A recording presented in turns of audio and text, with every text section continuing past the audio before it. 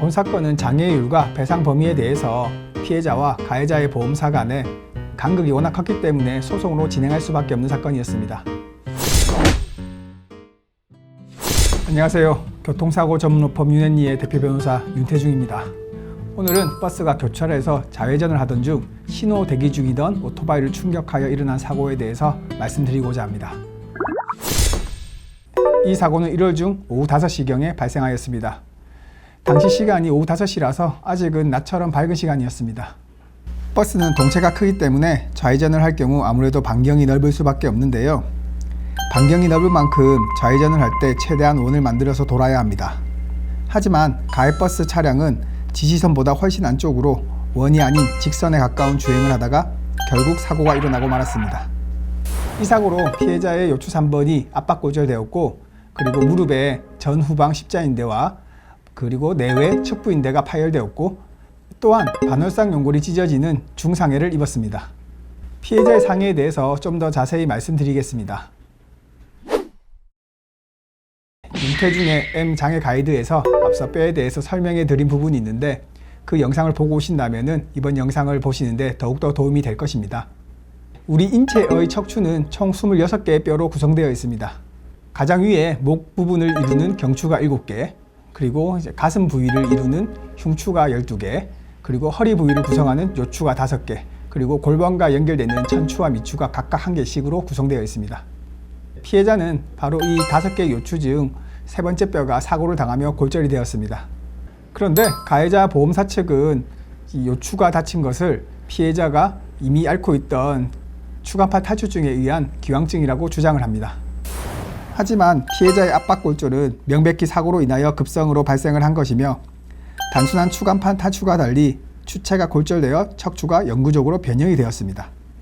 이 장애는 장애 판단에 있어 기준이 되는 맥브라이드 노동능력 상실평가표에서 척추 손상의 1-A-1-D 50%를 적용하게 됩니다. 피해자의 직업이 도시일용 노동자로 분류가 되었기 때문에 감정 결과 교통사고가 발생한 날로부터 7년간 14.5%의 한시장애가 인정되었습니다.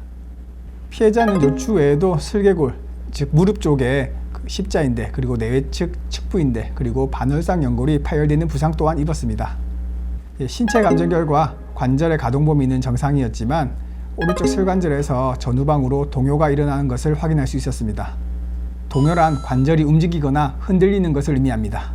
측정하는 방법은 기계적인 압력을 가하여 밀려나는 정도를 계산하는 것입니다. 보통 정상적인 상태라면 이 동요가 발생하지 않습니다. 슬관절 동요에 대한 장애 판단 역시 맥브라이드 평가표를 기준으로 하였는데요. 슬관절 4-1 항목의 2분의 1을 준용하여 14.5%의 영구장애를 인정받게 됩니다.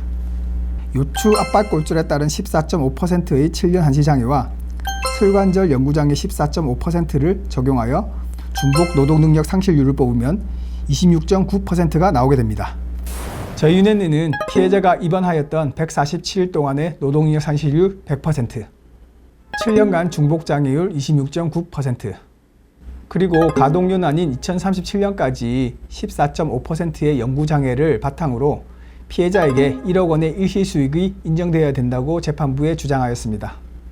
결국 재판부는 윤앤리가 주장한 일시수익과 더불어 개호비와 치료비, 그리고 위자료 등을 합하여 총 1억 3천만 원의 화해공고 결정을 내리게 됩니다. 참고로 이 금액은 보험사가 처음 제시하였던 7천만 원보다 6천만 원이 증가된 금액입니다.